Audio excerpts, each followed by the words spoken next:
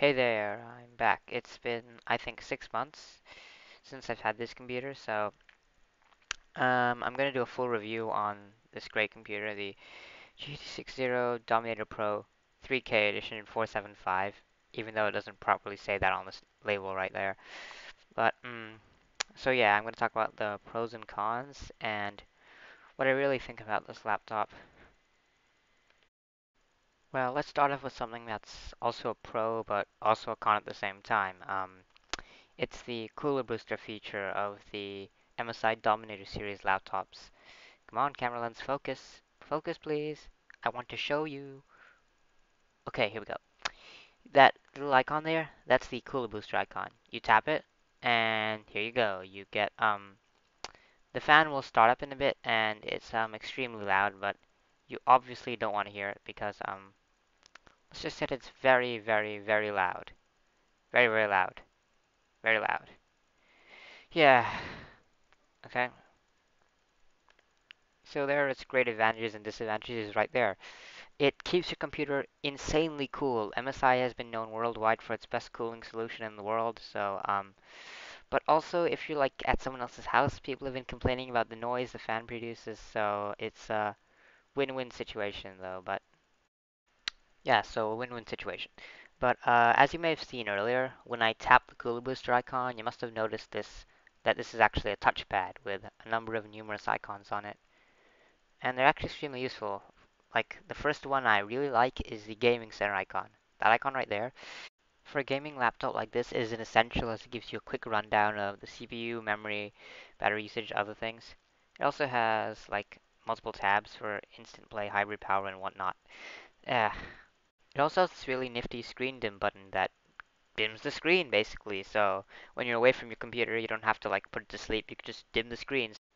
Another thing I really like about this is the ability to change the keyboard lights immediately with that button right there. You just keep tapping it, and yeah, so you can get multiple different modes for the GT60, but it has its cons. Like, is that an airplane mode button? Camera, please, please focus. You're ruining my video.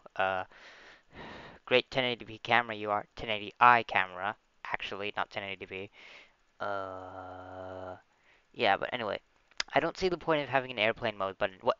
No, you're not gonna use this thing on the airplane to begin with. Like, the fan would kill everybody, probably. Maybe that's an over-exaggeration, but yeah, useless buttons.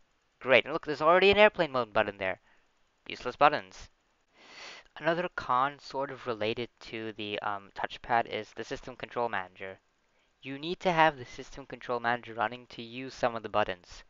Otherwise, the buttons don't work. Like the gaming center button that's like currently working right now when I tap it. See, it works. But if I decide to, for some reason, because I'm an idiot, go into my pop-up menu right there and I quit it, well, have a guess what's going to happen. Yippee for me. Look at that. Son of a. See, I really don't like this. Damn you, computer.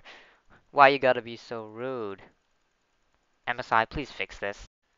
Now, as for actually using the laptop on my lap, because it's a laptop, it doesn't actually feel that bad. I mean, like, I can move it around and actually use the keyboard properly. And, it's actually not that heavy as I originally thought it was 6 months ago. I've gotten quite used to it. Of course, my MacBook feels as light as a feather now. So yeah, great laptop. So when I'm actually using it on my lap, though, you see, because it's a gaming laptop, it tends to get a bit hot.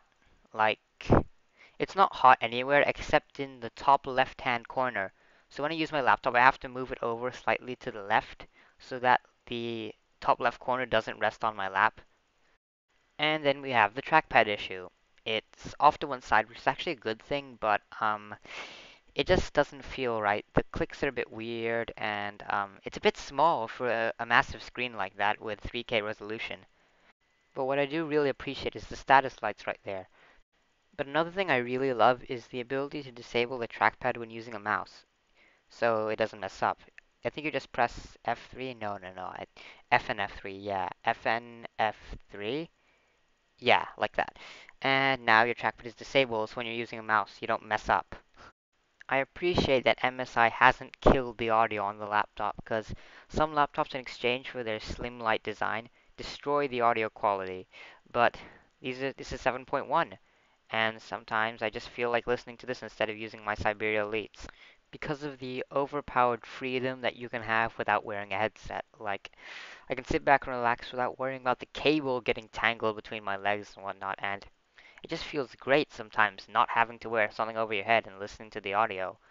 Another thing you should note is MSI laptops never run at their maximum performance, and actually all laptops, because if all laptops ran at their maximum performance all the time, the battery life would be reduced dramatically, and so would the life of the components. So I love MSI's hybrid power ability. Under the Dragon Gaming Center, you'll see a hybrid power tab with the hybrid power ability light lit up.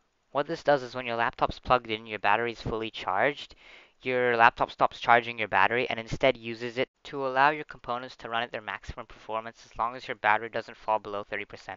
Another really annoying thing you should note, and make sure you change this as soon as possible, in the NVIDIA GeForce Experience control panel, under the battery boost section, you'll notice there's a frame limiter. There's a frame limiter. Originally, this frame limiter isn't set to 60 FPS. It's actually set to 30 FPS. And if you're playing high performance games that need 60 FPS, it looks horrible. So you'd want to change it up to 60 FPS, not at 30 FPS, because 30 FPS looks horrible on games like Assassin's Creed Unity. So keep it that way. Another thing that I really don't like about this is its incompatibility with Engine 3. Like, as you notice here, I have SteelSeries Engine 3 there, but I also have SteelSeries Engine 2 open, because the MSI GT60 keyboard built in is incompatible with Engine 3, so I need to have both running at the same time. So, if it wasn't for my Siberia Elite Prisms, I wouldn't be running Engine 3. But still, MSI, this is annoying me to death. This is the one thing you definitely should get fixed immediately. Nobody is going to appreciate you for this, but at least they have done on their newer laptops. But please provide support for the older ones too. A small complaint I've got that I don't think will be fixed is, the icons, they're small. And I know you can increase the size of the icons, but then it makes the icons look weird and strange. And when I move, look at the size of that Windows and my mouse cursor. My mouse cursor compared to my entire 3K screen is tiny. It's freaking tiny. Ugh. I just wish they could do something about that without degrading quality by increasing the size of the icons. But seriously, you're probably tired of hearing all the cons. That's quite enough cons right now. It's a great laptop thanks to its dual graphics cards. No, not SLI. I would love it if it had an SLI, but I don't think it'd be able to handle it. It has a single 880M, but also has a single integrated graphics card. So basically, I can use dual screens because of that. Like, usually I first afraid to use dual screens because of the fact that I thought it would slow down my game performance. Then I realized that like the desktop and the second screen can be set to be powered by the integrated graphics card separately, and the game only to be powered by your GTX 880M. So I could use dual screens without fear and without lag. You can call me a noob for not knowing that 6 months prior. But still, it's wonderful. It has for Unity. Ultra setting, 60 FPS, everything, it's great. Anyway, I hope you found my review informative, and overall, I think this laptop was brilliant. I've loved every single moment using it, although there have been some issues, so that would be a lie, but mostly it's a good laptop. But it's expensive, so if you really don't care about the price and you're looking for a powerhouse, here you go, this laptop is for you. But anyway, hope you enjoyed. If you liked the video, then like and subscribe, and I'll see you next time.